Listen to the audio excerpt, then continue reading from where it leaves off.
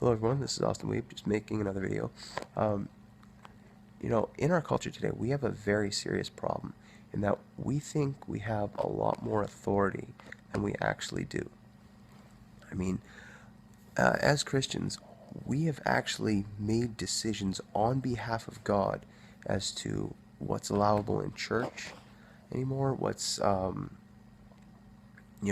I've even heard it said that we've made decisions as to what's sin anymore, right? Uh, let's see, there's some Christians believe that our opinion of God can change who He is. And I just look at that and I go, do we have that authority? I mean, think about it. This would be like if someone walked into your house with a whole new list of rules and pinned it up and threw your list out.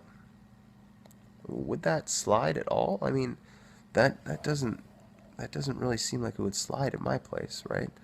Then there's the fact that we think our opinion of God can change who He is.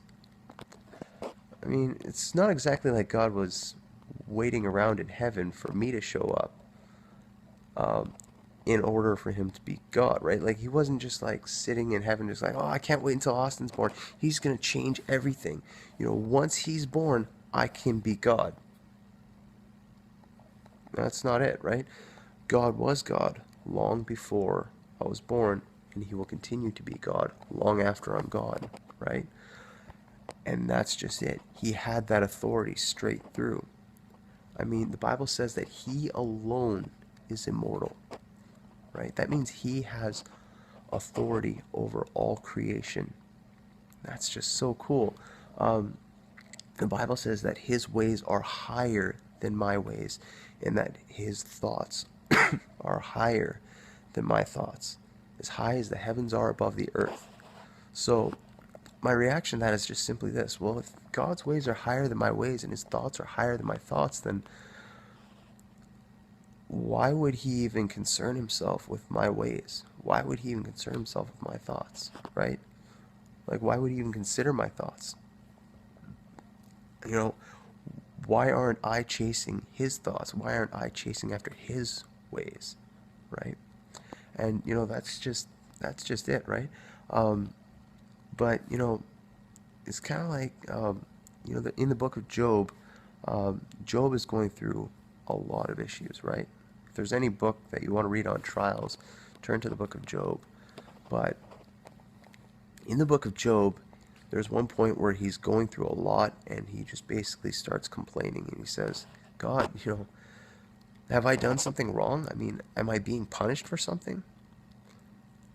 And God's reaction to that is very, very cool. He says, oh, Job, sorry about that. I'll change your situation. No, he doesn't say that, right? What he says is actually a lot different. He says, all right, Job, where were you when I stretched the measuring line for the world? Where were you when I hung the plumb bob for the world? Where were you when I was creating the world? Right? I could have used you, Job. You and all your wisdom, I could have used you. Then Job just says, you know what, God, I spoke without thinking. I have no authority here. And that's just it, right? God was simply saying, let's not forget who God is here, Job. Let's not forget who's God, right? And that's just so incredible, right? It really shows the authority of God. And, it's kind of like, could it be that the God that created you is smarter than you? Could it be that the God that created you has a better way of doing things than you do, a more efficient way of doing things than you do? And could it be that the God of the universe and the God that created you has more authority than you do? I mean, seriously, think about that. I mean, that's just the God of everything, right? But here's the thing. A lot of Christians think that our opinion of God can change who He is. So let me just clarify this for you guys. You could say right now anything you want to about this video. You could say a 3-foot tall gorilla made this video. Okay, well, that's your opinion. But you and I both know I'm not a 3-foot tall gorilla, right?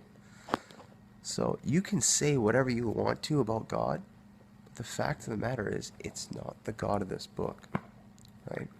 There's a lot of people that say like, I don't want to believe in a God of wrath. Or I don't believe in a God of wrath. Really? So you don't believe in a God who created hell specifically for his best angel? Right? Read the Bible. That's what it says. What about the fact that he threw a third of the angels in heaven into that same hell? So you don't believe in that God? Do you believe in the God of this book? Do you believe in the God that that flooded the world? Right? There is a God that is, maybe his thoughts are higher than ours. Right? Maybe his ways are higher than ours. Right? So, you know, that's just it. There are some things in this book that I honestly think without them being there would be a lot easier to follow. But I still follow it anyway, right? When the Bible gets difficult to follow, I change myself in order to fit what the Bible is saying rather than twisting the Bible to fit what I'm doing, right? So, you know, in the book of Exodus, God says 5 words that are incredibly, incredibly powerful. He says, I am that I am. Okay? He says, I am that I am, not I am who you are comfortable with me being. He says, I am that I am.